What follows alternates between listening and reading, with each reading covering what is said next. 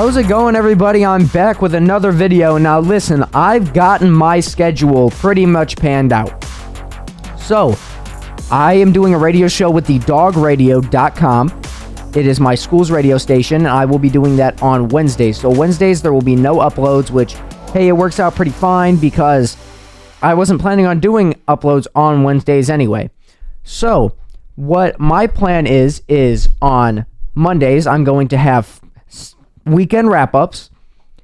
Then on Tuesdays, I'm going to have a Monday night wrap-up. So Monday is going to be wrap-up of the weekend games and preview of Monday night. Tuesday is going to be wrap-up of Monday night and just, other sports, maybe some basketball, NHL, some baseball news. Just fill some time. Then after that, we have Wednesday. That's my radio show. No videos will be coming out Wednesday. And then you have Thursday, which I will be talking like I am today about the preview of Thursday night football. And then on Friday, I will be talking review of Thursday night football, and I will be talking about the weekend games to come. Now, let's hop right into it and talk about Thursday night football as promised. We have the 5-4 Cincinnati Bengals versus the 7-3 Baltimore Ravens. Now, this game means more than just a win for either team. Number one, it's a divisional game, so any win like that, it matters. You can have a team that is bottom in their division and they're tanking for the whole season, and they will still try their hardest against one of their rivals to beat them. You just never want to lose to one of your rivals at any moment. So this game is going to be a high contested battle. Not saying either team's going to tank, because the Cincinnati Bengals are right outside of a playoff spot. If they beat the Texans, the entirety of the AFC North would be in the playoff picture right now. Now, what the Bengals have to count on is the fact that they are a technical half a game behind the Texans because they have lost to the Texans. The Texans are above them in the playoffs. And the reason why is because they beat the Bengals. Whoever won that game would be in the playoffs. So if the Bengals win this game, they need to count on the fact that Texas has to lose. The Texans cannot win this next week. Now, the Baltimore Ravens, what are they going to try to do? The Baltimore Ravens are going to try to push the Bengals away from the playoffs by 2 games. Because if they can do that, they can pretty much lock in, because each team has pretty much played 10 games. If you've had a bye like the Bengals have, you played 9. If you haven't had a bye like the Ravens have, then you've played 10 games. So it's going to be week 11. It's time to start talking about playoffs. The halfway point of the season is already over. So my thing is when teams have 10 wins or anything like, not 10 wins, but 10 games played, then you start talking about playoffs. Like, now you can look at it. You can't say at the 3-week-in mark, hey, this team's going to make the playoffs. No, because it's too early to tell. But, like, you can look at it and say, the Ravens are going to make the playoffs. The Vikings are going to make the playoffs. The Bengals might. The Bills won't. The Bills have a really tough schedule. So you can start talking about that now. But with this game, you have a lockdown defense versus an offense that has been doing nothing but popping off at every chance that they get. You have a team, the Bengals, who go in and their first game get blown out. Second game, lose by 3. Third game, win by 3. Fourth game, get blown out. Fifth game, they don't blow out the Cardinals, but still, it's the Cardinals. They've had close games or blowouts against them. And then you have the Ravens, who cause blowouts. Their defense is amazing. You have a talented young kid in Jamar Chase on the Bengals, who he's the Justin Jefferson of their franchise. I mean, like, don't get me wrong, Justin Jefferson, you can't compare those two. I mean, you can, because they went to college together, they play at the same time, but they're nowhere near each other. I mean, Justin Jefferson's probably going to come back and still get over 1,600 yards. He'll most likely get over 1,400, but he'll probably get over 1,600 yards too. But Just look at Ja'Marr Chase. Starts off the season 39 yards, 31 yards. Then he pops off with 141. Then under 100 at 73. Then 192. Then 80. Then 100. Then 41. Then 124. And if you look at it, 124, he played against Houston. And that just brings a fact of, like I said, C.J. Stroud is the best quarterback in this last draft class. And I was correct about that. C.J. Stroud has been absolutely amazing. And there's no person that can debate that. He is actually a great quarterback. So, you got a team like the Ravens. They'll blow out a team. I mean, yeah, if you put in the point differential, it's not even a fair fight. I mean, just look at it. You have a team like the Bengals who have a negative 10 point differential. There's 10 more points scored against them than they've scored. And then you look at the Ravens that have scored 113 more points than they've allowed. So you have a team that's in the negative for point differential, and then a team that's in the positive. It's like my high school. My high school's football team, which is in semi-state right now, they've outscored their opponents. I forget even how much. They score an average of like 20-something points a game, but they've outscored their opponents. Their point differential is like plus 489. That's an obviously good team. And the Ravens, 3-7. They're right behind the Chiefs. The Ravens are the second seed.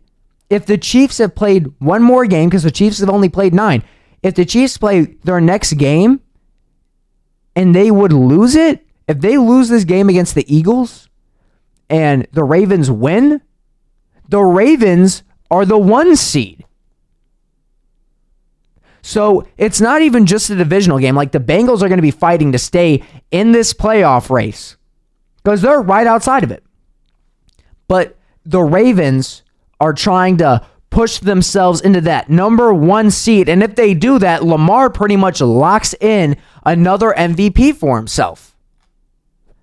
That's just what he does. He locks in another MVP. So that's really what you need. You need this win here. I mean, Lamar, 10 touchdowns, 5 interceptions, 2,177 yards. I mean, it's self-explanatory.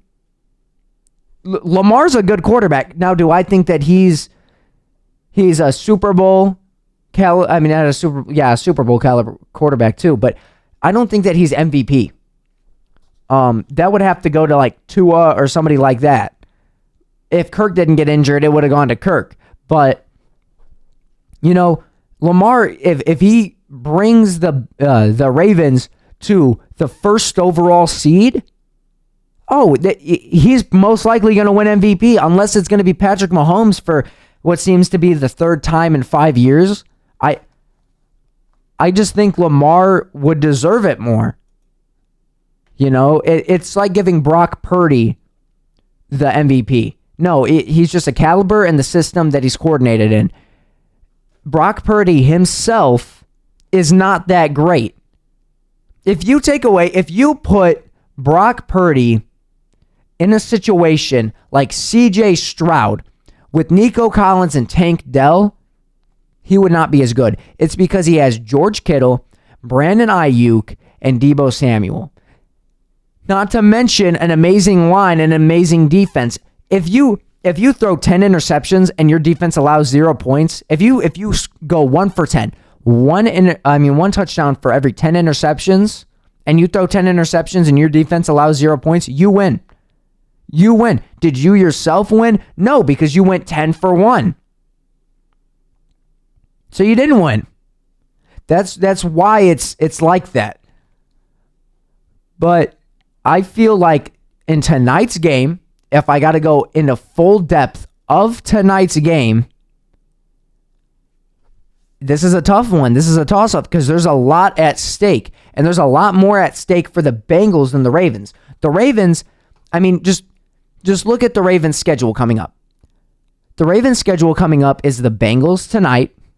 Then you have the Chargers, the Rams, Jags, 49ers, Dolphins, Steelers. They should beat the Steelers, they should beat the Rams, and they should beat the Chargers. If they win those 3 games and they lose all the other ones, they'll go 10-7 and make the playoffs most likely. Now, will they get the number 1 seed? No, most likely not. But can they? Yeah, I mean, it's like if you look at the Vikings thing. If you notice on the New York Times, it has a Vikings calculator. So the Vikings right now, their thing is they have an 84% chance to make the playoffs after beating the Saints. They have less than 1% of a chance to get a bye week.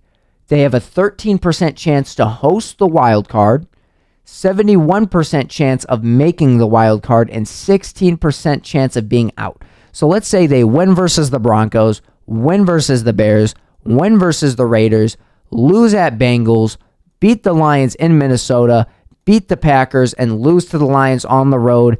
That brings the Vikings' playoff chances to 100%. Now let's see what they can lose. The Vikings, what if they lose to the Broncos? It'll be more than a 99%. What if they lose to the Packers? Let's see what it'll be. Okay, 99. Lose to the Lions twice. 99. You know, if the Vikings have the potential to win out, and if they win out in the entirety of the thing, that's just making the playoffs. Let's just say win the division.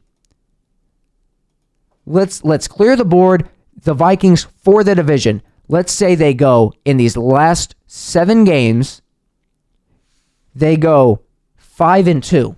They lose to the Lions at Lions, and they lose to the Bengals at Bengals. They have a 29% chance of winning the division. Now, if they beat the Bengals, it jumps up to a 51% chance. If they beat the Lions both times, it turns to a 93% chance. That's what it turns to. Now, this is all hypothetical. You know, I could go through, give all my predictions for the weeks to come, and that would require me to put in all the rest of the weeks, every single game, who I think is going to win. But, you know, if you look at it, win the division, probably not going to happen. Get a wild card. If they lose to the Lions and they lose to the Bengals, they have a 68% chance at getting a wild card. Because the reason why that is because it's only 68. If the Lions lose, the Lions, they get a wild card. We get first. We're first in the division. We could technically have a first round. Like, we could have a first round bye. But who knows? I mean, currently we're the 7th seed. And even if we lose all of our games, every single one of them, we still have a 0% chance at getting the number 1 draft pick. So, you can't just have no hope. And no matter what, you fight for every game. Like, if you look at it, the Vikings are currently the 7th seed, and if they do what I think that they're going to do, they have a 1% chance at getting the 7th seed. Now let's look at the 6th seed. Let's see what they have here. They have a 28% chance at the 6th seed. 5th seed. Oh, this is way higher. The 5th seed is a 41% chance. 4th seed. That's probably not going to happen. Yeah, that's all the way down at 2. 3rd. 3rd is higher than 4th. That's at 18. The 2 seed. Let's see where that is. It's going to be at 12. And then the number 1 overall seed, we have less than a 1% chance at getting. Now, if we win out for the rest of the season, it makes our odds way better at 31%, but still. But, you know, you got to look at it as like, you know, let's see if the New York Times has a Ravens thing. Ravens have an 89% chance of making the playoffs right now. Let's say Ravens lose to the Bengals, beat the Chargers, beat the Rams, lose to the Jaguars, lose to the 49ers and to the Dolphins, and beat the Steelers. They have a 91% chance at making the playoffs. Now, if they win this Bengals game, they have a 100% chance. They have a 100% chance if they win this game and then they beat the Chargers, Rams, and Steelers. They have a 100% chance. It's locked in. It's locked in. You know, if you look at the Bengals, they have a 44% chance at making it, so I don't really like their odds that much. Like, this game means a lot for them. Just like that, any game for the Bills means a lot. When you're halfway through the season, over halfway, and your record is 500, you need to kick it into gear in order to make the playoffs. Nobody expected the Vikings to be like what they are, but they are. I mean, you got to kick it into gear. And I'm friends with a Bengals fan. I'm actually friends with a couple of them, which is weird because I live on the Illinois side of Indiana, and I'm friends with a couple Bengals fans. Actually, in my math class, there's two of them, and the teacher kind of likes the Bengals because his family's from Cincinnati. So they just need to kick it into gear. This is the time that you need to kick it into gear. You should have kicked it into gear before then, because it's a thing of, let's say you start off the season, and let's say you played it like the Vikings did, but you played it right. So you didn't have turnovers like the Vikings did. Because if the Vikings didn't have turnovers like they did, they'd be 10-0. So if you play it like the Vikings do, you're 10-0. Just take the easy wins that you can, and boom, you just cruise. Cruise for the rest of the season. Get 13 wins, 14 wins, whatever. Have that number one bye, have that number one seed, have that bye pretty much locked. Win 10 games. If the next game's easy, then put your starters in. Put it like that. Then just put in your backups for the hard ones. You don't need to win those hard ones. Now, should you win every game? Yeah, but should you risk injury? No. Save those really good guys for the playoffs. And speaking of really good guys, the Vikings get Anthony Barr back. Number 55 switching to 54 because we already have a man that's wearing 55 on our team. A guy that's been with us for years and years and years and years and years. He finally got cut and now he's back. That's all because of the Hicks injury, which sucks because Hicks was the heart and soul of the Vikings run defense. And, you know, now that he's gone, we need somebody to fill those shoes, and that's exactly what Barr's going to probably do. But anyway, you guys seem to understand, because if I haven't gotten it through your head, I'll just say it again. This game means everything for either team. If the Bengals win this game, they have a higher chance at making the playoffs than if they lose this game. You got to think, the Bengals aren't a bad team. They're 5-4. The Vikings, if you look at the Vikings stuff, they have an 84% chance at making the playoffs. The Bengals have a 44%. If the Bengals win this game, they have the same record as the Vikings do. So just look at it. This means everything.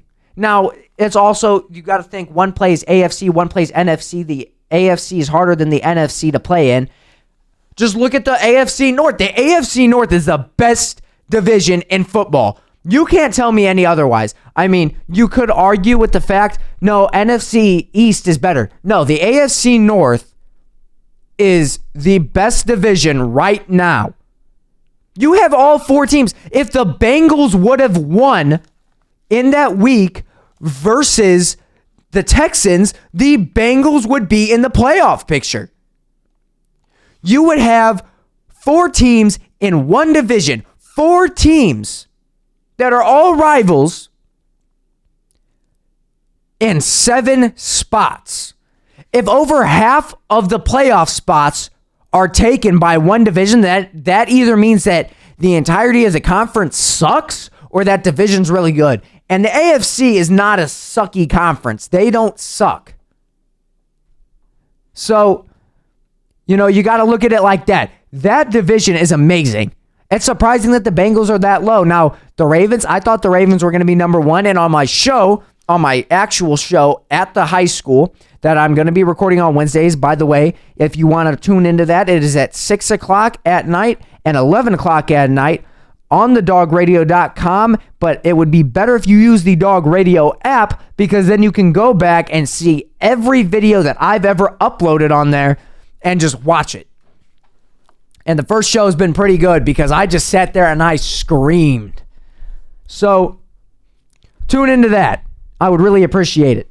And I will have a Ravens podcaster on that with me. He used to work for a broadcasting company, so it'll be really fun to interview him, see what it's like, and, talk a little bit purple on purple. But going into the season, I knew the Ravens were going to win the division. It's still not locked in yet, but it's pretty much locked in.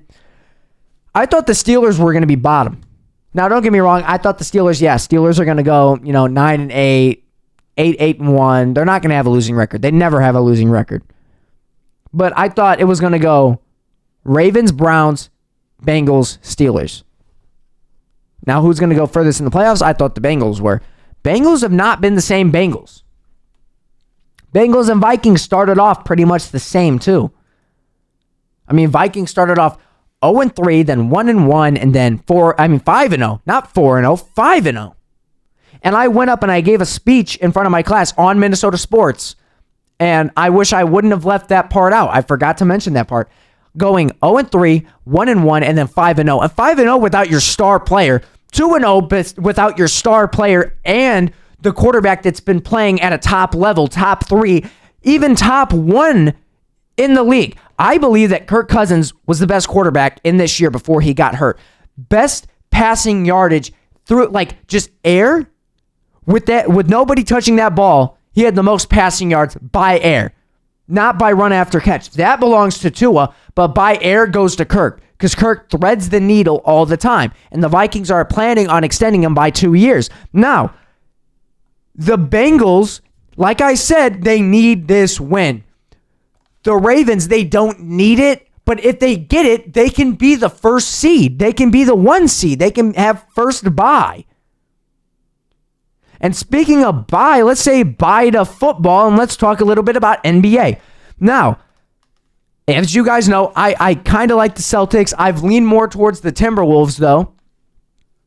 Timberwolves have been playing amazing. Well, both of them have, but the Timberwolves 8-3. Timberwolves have been playing amazing. Just look at it. Oh, they beat the Golden State Warriors once. Oh, whoopee. Beat them again. And I was watching both games. Well, not on TV, but I had it on my phone and I wasn't really even watching it. I just had the score pulled up. And I was like, oh, please, Timberwolves, please don't let them have a game-winning buzzer beater. And Timberwolves scored. And I was like, let's go. It's not going to happen. So, let's look at the games from yesterday. Mavericks over Wizards, not a shocker. Celtics over 76ers, not a shocker. Bucks over Raptors, what am I going to say? Not a shocker. Knicks over Hawks, I think that is a big shocker. Yeah, it's by 2 points, but still. Magic over Bulls, both teams under 100 points. Shocker. Suns over Timberwolves. That was an absolute shock in my mind that the Suns were able to beat the T-Wolves. Absolute shock. And this is what I talked about on my radio show. I talked about how football, it's pretty much locked in. If you're a good team and you go up against a bad team, most likely you're going to win. Now, if you look at NBA, you can have the Spurs versus, the Golden State Warriors. The Spurs versus the Nuggets. And the Spurs can win more times out of 10 than if the Cardinals play the Eagles. Eagles are going to come out on top. That's just what you got to look at. But back to it. Cavaliers over Trailblazers. I'm not really surprised with the with the actual winner. But I am surprised that the Trailblazers did not put up 100 points. And then you have Kings versus Lakers. The Lakers are not the same team. And I love it. If you know me, and I know that it's blasphemous, listen to my show. Go ahead, download the Dog Radio app.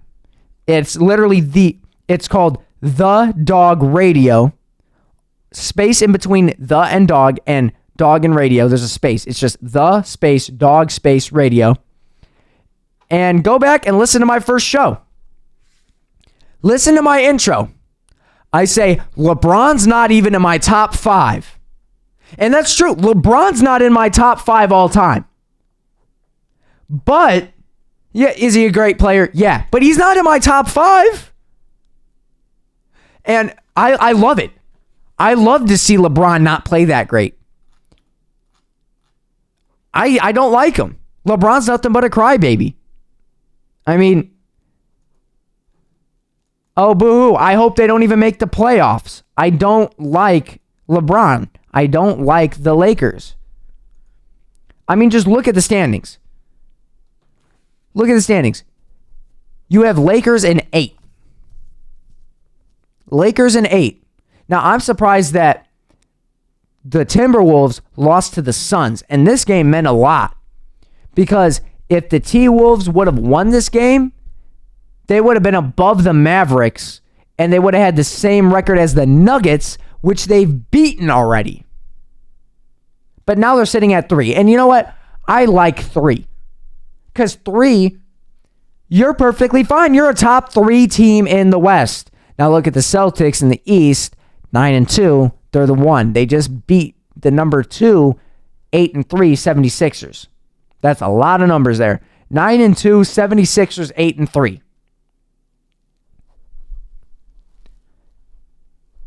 I mean, there's really not much more to say about that. I mean, it's just a shocker.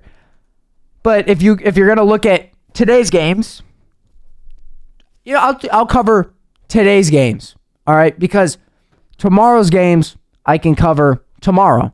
Actually, no, never mind. I can't do Friday games. I completely forgot. I have work on Friday. How could that slip my mind? Okay, so I can't upload on Friday. My apologies. So I will cover the next 2 days of games. You know what? I'll cover the next few weeks. I'll just give my picks. Nets versus Heat. Give me Heat. Thunder over Warriors. Not Thunder over Warriors. Warriors over Thunder. Knicks over Wizards. Bucks over Hornets. Kings over Spurs. 76ers over Hawks. Celtics over Raptors. Cavs over Pistons. Pelicans over Nuggets. Bulls over Magic. Trailblazers over Lakers. Jazz over Suns. I'm probably going to get that one wrong, but I got it. Jazz over Suns. Then I have Rockets over Clippers. Now let's go to Saturday's games. So that's Friday and tomorrow. Saturday's games. Give me Hornets over Knicks. Timberwolves over Pelicans. Bucks over Mavericks. Grizzlies over Spurs. Heat over Bulls. And Thunder over Warriors. Thunder over Warriors there. Then Sunday. 76ers over Nets. Raptors over Pistons. Pacers over Magic. Nuggets over Cavs. Mavericks over Kings. Suns beat the Jazz in revenge. Celtics beat the Grizzlies. Thunder beat the Trailblazers, and Rockets beat the Lakers. There we go.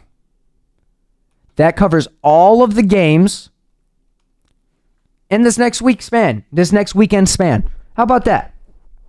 There we go. My apologies. I completely forgot that I have work on Fridays. All right. So, you know, pretty good matchups. I mean, tonight you really have to look forward to that Nets versus Heat and then Thunders versus Warriors. I won't be watching either one of the games because I don't get them at my house. But if I could watch a game, I would probably watch that Golden State Warriors versus Oklahoma City Thunder game. I just think the Heat are going to play a way better game against the Nets than the Warriors and Thunder will play. I mean, though that game I feel like is going to be neck and neck, but that Heat game, no, it's going to be Heat all the way. Just watch. The Nets are going to somehow win. They're going to pull through and win this game somehow.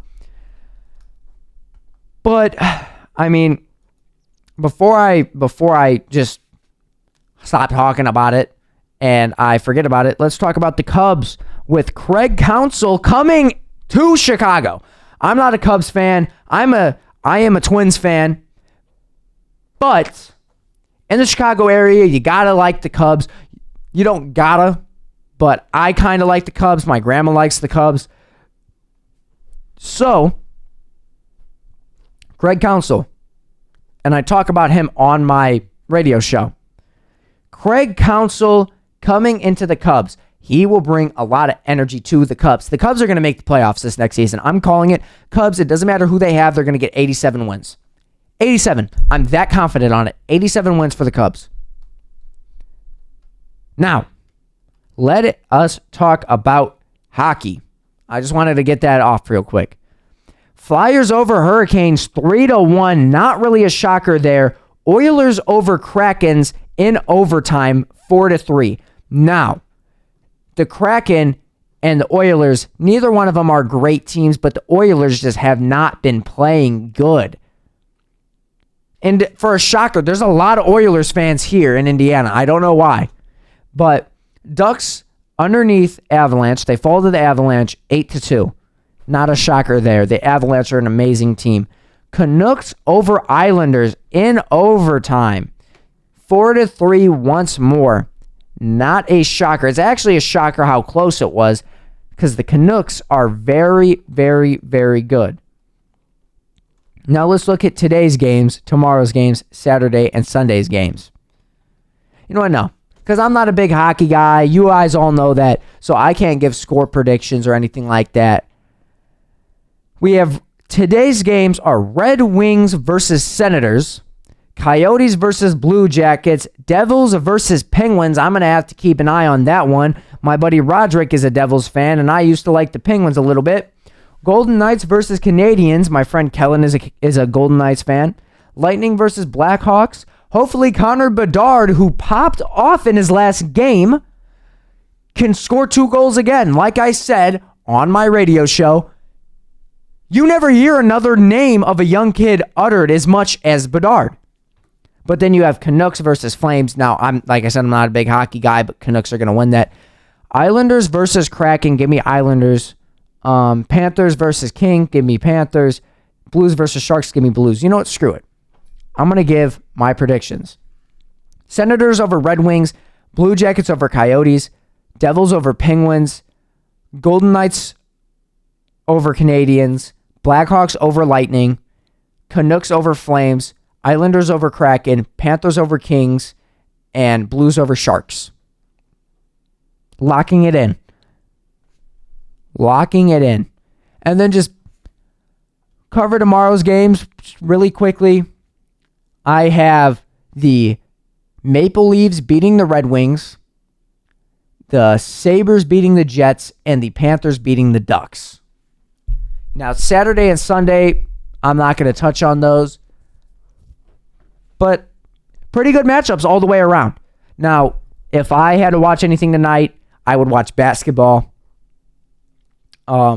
Actually, no, I would watch the football game. What am I talking about? I would watch that football game without a doubt in my mind, because that football game means so much. I don't know, man. I'm glad to be back. So, to clear it up, my schedule is Monday. I'm going to talk about the Monday night wrap-up and the Sunday games. That's what I'm going to talk about. Then on Tuesday, I'm going to talk about Monday night. Like what happened. And I'm going to talk about some other games from other sports, like I always do. Wednesday, radio show. Thursday, show like this. And I will touch on the NFL week predictions in there. You know what? Let's talk about just the NFL next week today. I mean, I meant to put it at the start, but for some reason it slipped my mind that I had work. So I apologize, folks. Let's get to the Sunday games. Sunday, we have The Steelers versus the Browns. Browns are going to come out on top. 27-10. Dolphins over Raiders. 38-17. Bears over Lions. Upset. The Lions are pretenders. I wish I had a Stephen A. Smith thing. That way I could say, what I'm about to say right now is going to be complete blasphemous. Bears over Lions. Bears are going to get Fields back. And Fields is going to try to pop off because he knows that he might lose his job. So, Bears over Lions. I'm going to say 24-17. I just don't think the Lions are that great. Then Titans versus Jaguars. Both teams coming off a terrible loss. Give me the Jaguars. Sorry, Brody. My buddy Brody, he's a Titans fan, but I got to say Jaguars. Chargers over Packers, 100-0. No, I'm just playing. Chargers over Packers. Oh, I didn't even give my score prediction on the Titans game. What am I doing? Jaguars over Titans, 38-14. They're gonna shut them out. And not shut them out, but blow them out. Chargers over Packers, 31-14. Texans over Cardinals, obviously. That's going to be like 42-16.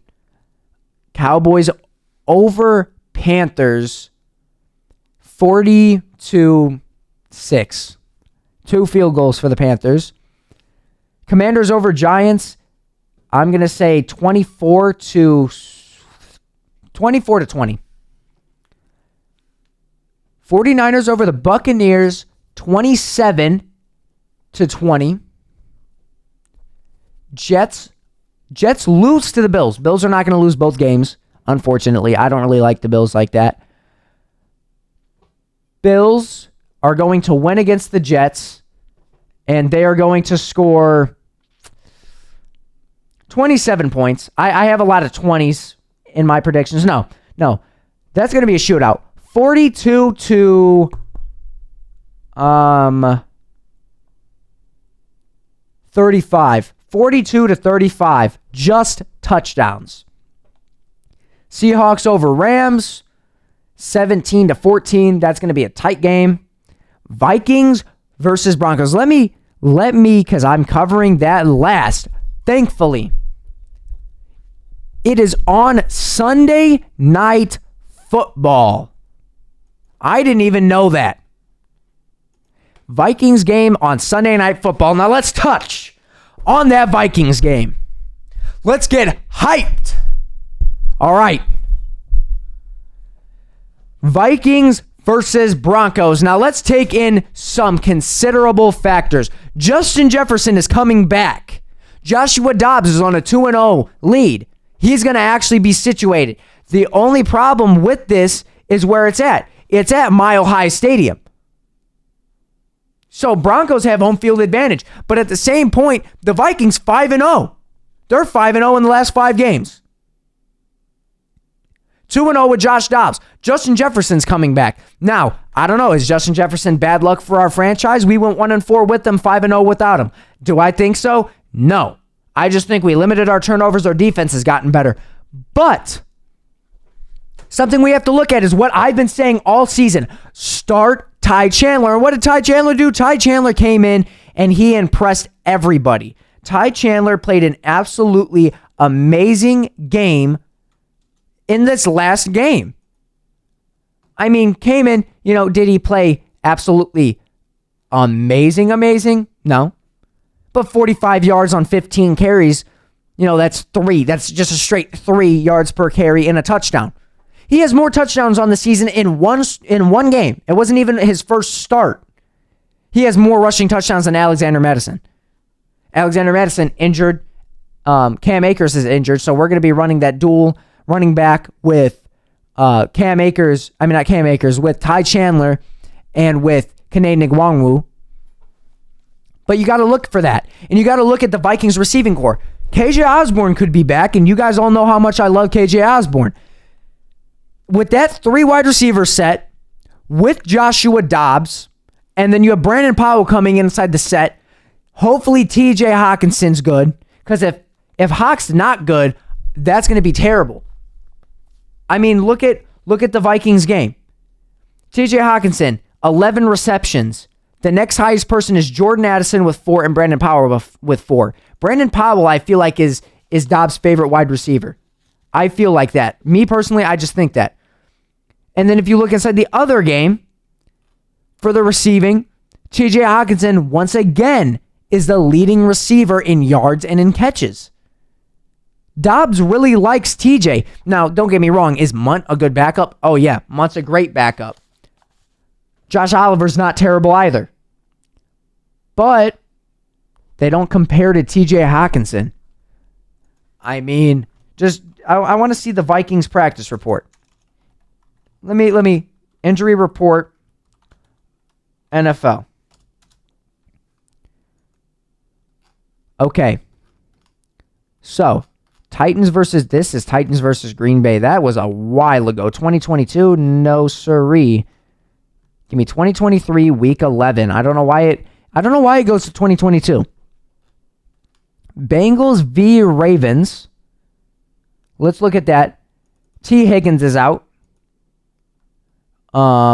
For the Bengals.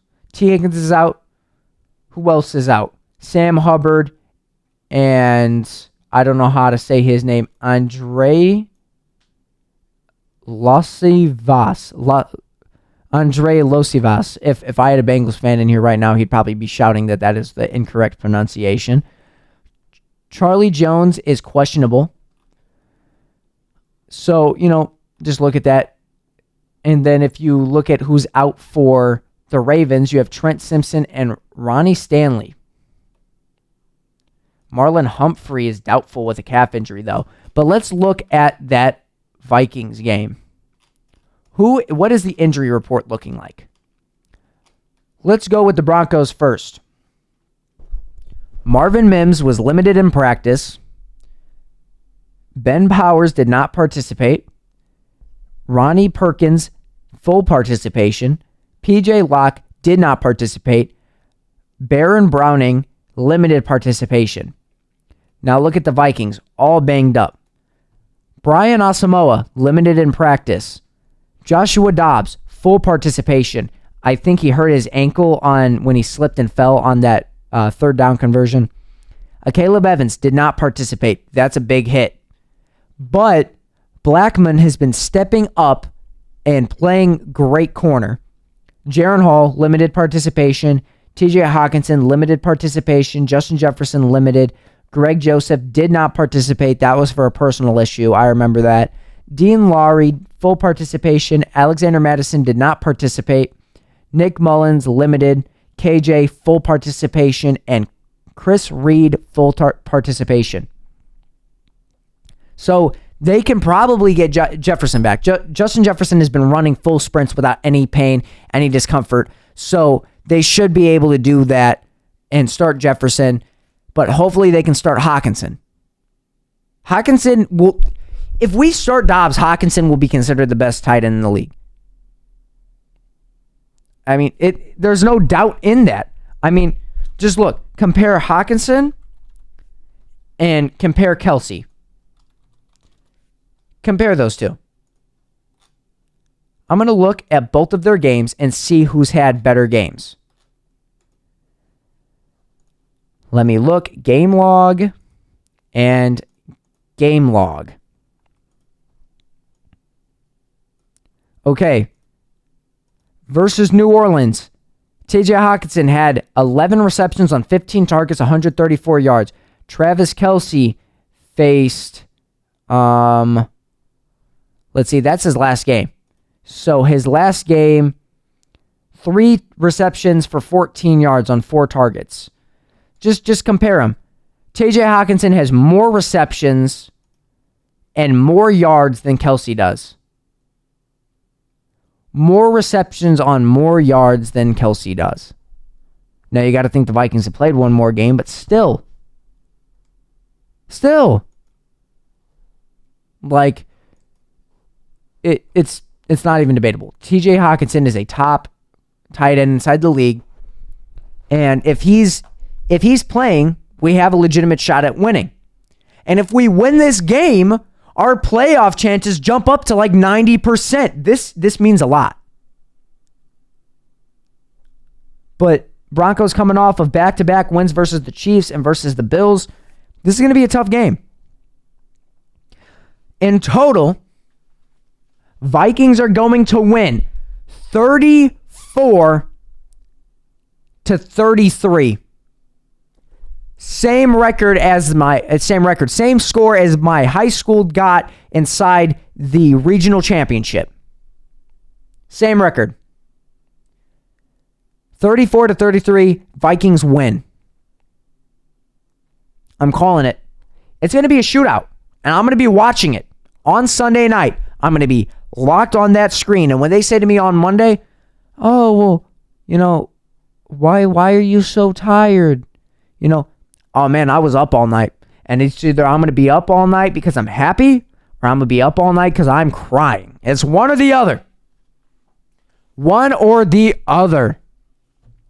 But anyway, that's as much as time that I got for you folks here.